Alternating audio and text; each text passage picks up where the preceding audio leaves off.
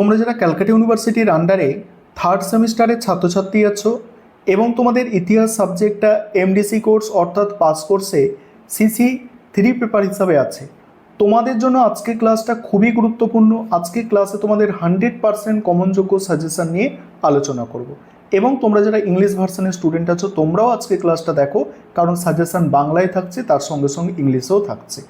এবং তোমাদের শেষে আমি একটি মডেল প্রশ্নপত্র নিয়েও আলোচনা করে দেব। প্রথমে তোমরা সাজেশনটা দেখো, তারপর আমি মডেল প্রশ্নপত্র নিয়ে আলোচনা করব। এবং মডেল প্রশ্নপত্রের আলোচনার আগেও আরও একটা বিষয় আলোচনা করব, সেটা হচ্ছে তোমরা যে সিলেবাসের ওপর পরীক্ষা দিতে চলেছো, এই সিলেবাসে অনার্সের ছাত্রছাত্রীরা অলরেডি পরীক্ষা দিয়েছে, তাদের কোন প্রশ্নগুলো এসেছে সেটাও তোমাদের আমি দেখাবো। তাহলে এক এক করে বিষয়গুলো বুঝে নাও। প্রথমেই তোমরা দেখে নাও 10 নম্বর এবং 20 নম্বরের জন্য যে প্রশ্নগুলো তৈরি করবে। দেখো, মৌর্য সাম্রাজ্যের পতনের কারণগুলি সংক্ষেপে আলোচনা করো। ভালো করে বোঝো, মৌর্য সাম্রাজ্যের পতনের কারণ, এটা একদমই টপ মোস্ট ইম্পর্টেন্ট প্রশ্ন।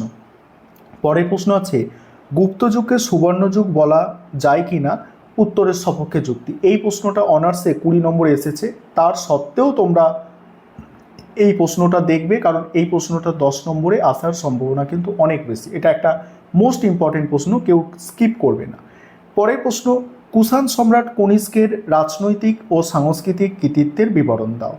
তারপরে প্রশ্ন কি আছে, মৌর্য ও গুপ্ত শাসন ব্যবস্থার একটি তুলনামূলক আলোচনা করো। মৌর্য ও গুপ্ত শাসন ব্যবস্থার তুলনামূলক আলোচনা, এটা কম গুরুত্বপূর্ণ এখন, কারণ এটা 20 নম্বরে অনার্সে অলরেডি এসে গিয়েছে। তোমাদের আসলে 10-এ আসতে পারে, মনে হয় না 20-তে আর দেবে। ঠিক আছে। পরের প্রশ্ন, ভূমি সত্ত্ব ও ভূমিদানের বিশেষ উল্লেখ সহ গুপ্ত যুগের অর্থনীতির বৈশিষ্ট্য আলোচনা করো বা ব্যাখ্যা করো। এটা অনার্সের 20 নম্বরে এসেছে, তোমাদের 10-এ আসতে পারে, কম গুরুত্বপূর্ণ প্রশ্ন। তারপরে প্রশ্ন দেখো, একজন প্রজা হিতৈষী শাসক হিসাবে সম্রাট অশোকের মূল্যায়ন, 20 নম্বরের অনার্সে এসেছে। তোমরা এটা 10-এর জন্য দেখবে, অশোক দিয়ে প্রশ্ন তোমাদের আসার সম্ভাবনা অনেক বেশি, অনেক অনেক বেশি। পরের প্রশ্ন, প্রাচীন ভারতে বর্ণ ও জাতি দুটি কি পৃথক ব্যবস্থা, আলোচনা করো। বর্ণ জাতির মধ্যে যে পার্থক্য, ওটা তোমরা 20-তে নয় 10 নম্বরের জন্য দেখে যাও। পরের প্রশ্ন আছে, প্রাচীন ভারতের নারীদের সামাজিক অবস্থানের ওপর প্রবন্ধ লেখো। এটা ওদের এসেছে 20 নম্বরে, এটা তোমরা 10 এবং 5 নম্বরের জন্য দেখে যাবে। পরের প্রশ্ন আছে, সাতবাহন বংশের শ্রেষ্ঠ রাজা গৌতমের পুত্র সাতকর্ণীর কৃতিত্ব সংক্ষেপে আলোচনা করো।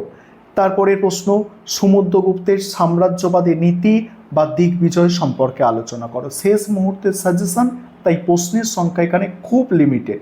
এবারে 5 নম্বরের প্রশ্নটা বুঝে নাও, তারপরেই তোমাদের অনার্সের প্রশ্নপত্র দেখাবো তোমাদের সিলেবাসের উপরে এবং মডেল প্রশ্নপত্র শেষে।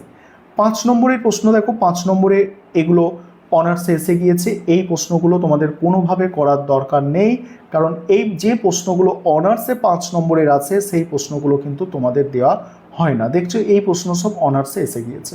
তাহলে তোমরা কোন প্রশ্নগুলো 5 নম্বরের জন্য করবে, এইগুলো করবে।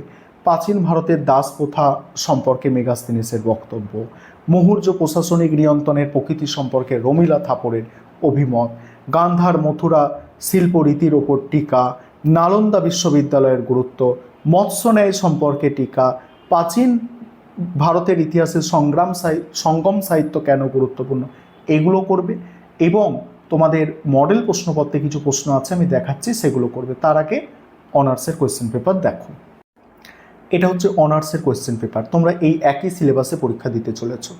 দেখো এখানে কোনগুলো এসে গিয়েছে, দেখো, দেখছো, এগুলো 5 নম্বরের প্রশ্ন হিসাবে অনার্সের ছাত্রছাত্রীদের এসেছে। কৌটিল্যের অর্থশাস্ত্র, এটা এসেছে।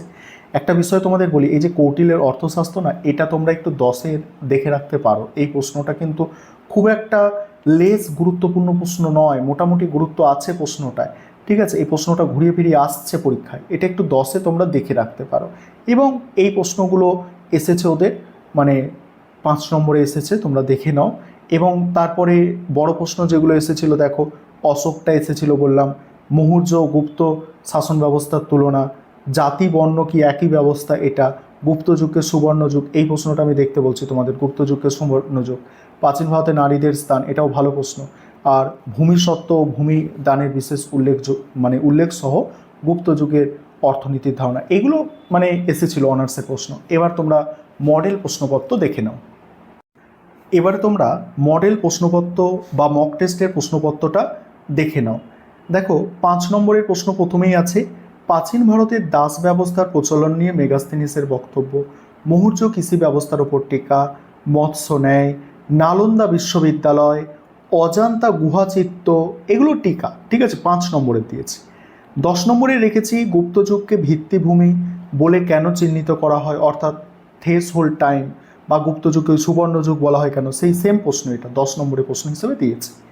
ধর্মশাস্ত্র অনুযায়ী প্রাচীন ভারতে নারীর সম্পত্তির অধিকার ও বিবাহ ব্যবস্থার উপর একটি চিত্র। গৌতমীর পুত্র সাতকর্ণীর কৃতিত্ব।